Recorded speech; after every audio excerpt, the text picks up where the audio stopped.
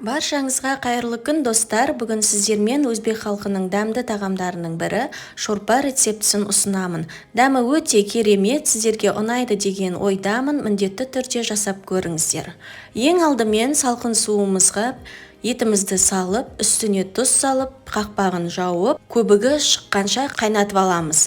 Көбігі шыққаннан кейін көбігін алып тастаймыз және үстіне бір бас пиязымызды салып, астын баяу отқа қойып 1,5 сағат етімізді пісіреміз.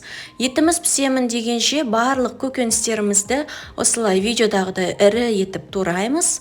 Бұл тағамның басты ерекшелігі қосылатын көкөністердің барлығы ірі, үлкен болып туралуы керек.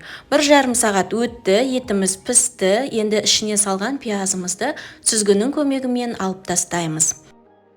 Одан кейін сәбізімізді саламыз. Сәбізімізді 15 минут пісіріп аламыз. Себебі қосылатын көкөністердің ішіндегі ең қаттысы сәбіз болғандықтан алдын ала сәбізімізді пісіреміз.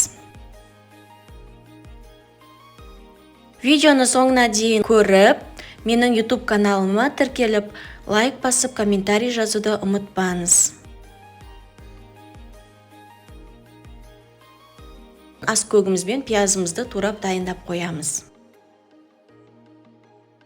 Сәбізіміз пісті, енді оның үстіне картобымыз бен болгар бұрышын қосамыз. Барлығын қосып, араластырып, тұзын, дәмін көріп, егер жетіспеген болатын болса, тұз бұрышын қосып, тағы да 15 минут пісіреміз.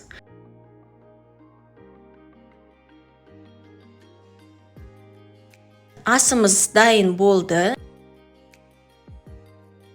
Енді ыдысымызға құйып, бетіне ас көгіміз бен пиязымызды салып, ұсынамыз. Ас болсын.